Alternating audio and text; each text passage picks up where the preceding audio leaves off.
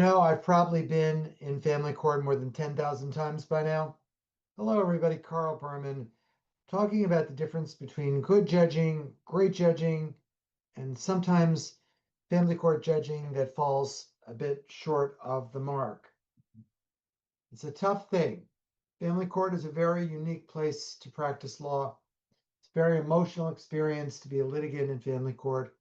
Everybody comes in there with expectations, needs, and emotions and issues that need to be laid out on the table right here, right now. So it's a high stakes, high pressure kind of situation. There is no hard and fast rule for how a judge can resolve all that.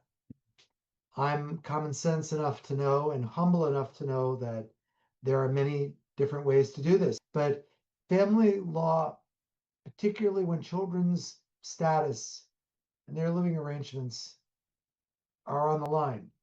It's tough, tough work. It's not enough to say that a judge should be calm.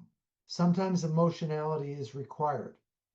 But when I think back to my almost 20 years of doing family law in Westchester County, I reflect upon judges that I've seen lose their cool, lose their temper for good reason. Then I've seen other cases where judges remained calm, even in the face of deeply emotional and upsetting factual circumstances. There's just no saying what the right solution is to a given problem. It's why appellate work is so important in family law in New York State.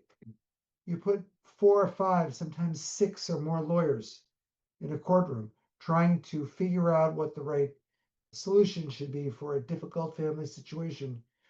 None of them may have actually fully mastered it. And that includes the judge. This is why I say in another video that I have seen judges make mistakes.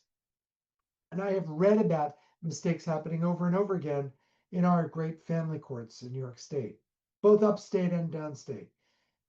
The answer to that doesn't require asking whether you're in the city of New York or whether you're up in the boondocks somewhere in the country, the rural area of northern New York State. I've seen mistakes happen and cases blow up both downstate and upstate.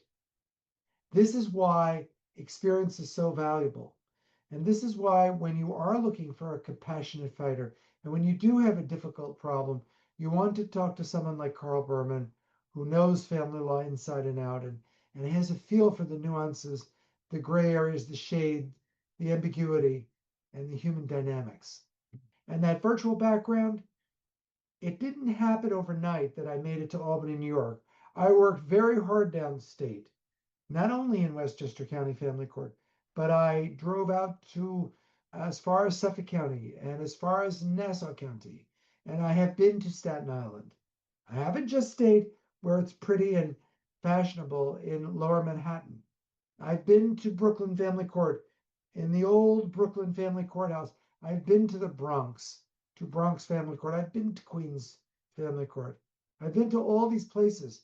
And now I'm bringing that experience to the capital of New York State, but I continue to remain committed to real cases, real families, and we all strive to find real solutions.